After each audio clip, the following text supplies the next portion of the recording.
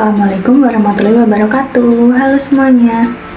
Perkenalkan, saya Aprilia Eka Rahayu dengan NIM 255241064, Prodi Ekonomi Syariah kelas 1A dengan dosen pengampu Bapak Zaini Fajar Siddiq SHMH.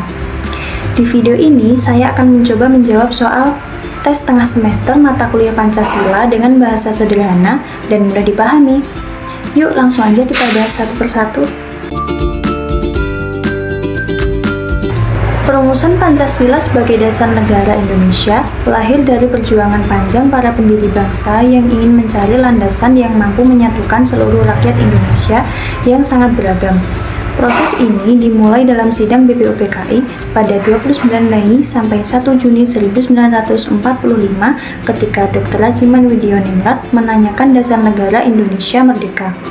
Beberapa tokoh menyampaikan gagasannya, seperti Muhammad Yamin dengan 5 asas, yaitu kebangsaan, kemanusiaan, ketuhanan, kerakyatan, dan kesejahteraan rakyat.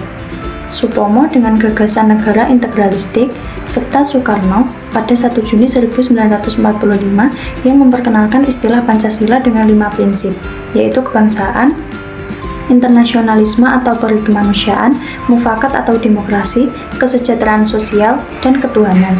Setelah itu, dibentuk Panitia 9 yang menghasilkan Piagam Jakarta pada 22 Juni 1945 dengan rumusan dasar negara yang sila pertamanya berbunyi, ketuhanan dengan kewajiban menjalankan syariat Islam bagi pemeluk-pemeluknya. Rumusan ini kemudian dibahas kembali dalam sidang BPUPKI kedua pada Juli 1945. Akhirnya, pada 18 Agustus 1945, sehari setelah proklamasi kemerdekaan, PPKI mengesahkan UUD 1945 dan menetapkan Pancasila sebagai dasar negara dengan perubahan sila pertama menjadi ketuhanan yang Maha Esa demi menjaga persatuan bangsa. Dari proses panjang ini terlihat bahwa Pancasila lahir melalui perdebatan, kompromi, dan semangat persatuan, sehingga mampu menjadi falsafah hidup pemersatu sekaligus dasar negara Indonesia hingga saat ini. Indonesia dikenal sebagai negara yang sangat majemuk, terdiri dari ratusan suku bangsa, bahasa daerah, adat istiadat, serta berbagai agama dan kepercayaan. Dalam kondisi yang penuh perbedaan ini, dibutuhkan sebuah dasar negara yang mampu menyatukan seluruh elemen masyarakat tanpa menghapus identitas masing-masing. Pancasila hadir sebagai solusi yang tepat karena nilai-nilainya mampu menjaga persatuan sekaligus menghormati keberagaman. Melalui sila pertama, Pancasila menjamin kebebasan setiap warga untuk beribadah sesuai keyakinannya. Sila kedua menekankan pentingnya sikap kemanusiaan yang adil dan beradab, sehingga setiap orang diperlakukan dengan hormat. Sila ketiga menegakkan bahwa meskipun berbeda-beda, bangsa Indonesia tetap bersatu. Sila keempat mengajarkan musyawarah dalam mengambil keputusan sehingga perbedaan pendapat dapat diselesaikan dengan cara damai. Terakhir, sila kelima menekankan keadilan sosial bagi seluruh rakyat tanpa membedakan latar belakang. Dengan demikian, Pancasila bukan hanya dasar negara, tetapi juga pedoman hidup yang mampu menjadi titik tengah di antara berbagai perbedaan.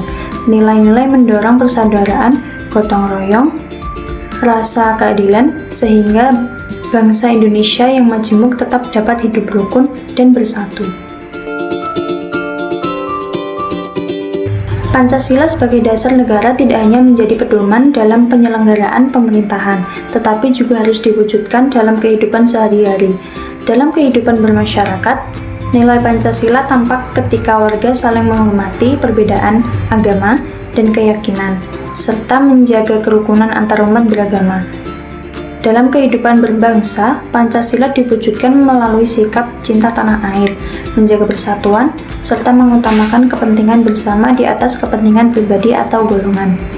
Sedangkan dalam kehidupan bernegara, nilai Pancasila tercermin dalam pelaksanaan musyawarah untuk mengambil keputusan, menaati hukum yang berlaku, serta berperan aktif dalam menjaga keadilan sosial.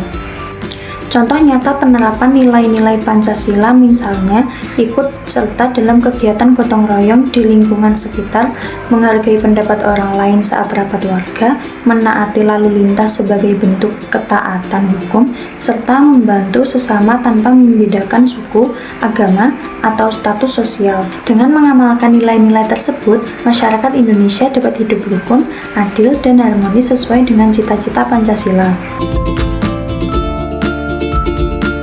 Dalam kehidupan sehari-hari masih sering dijumpai berbagai bentuk pelanggaran terhadap nilai-nilai Pancasila. Misalnya, intoleransi antarumat beragama yang bertentangan dengan sila pertama, tindakan diskriminasi dan perundungan yang melanggar sila kedua, serta sikap egois yang mengabaikan persatuan bangsa sehingga bertentangan dengan sila ketiga.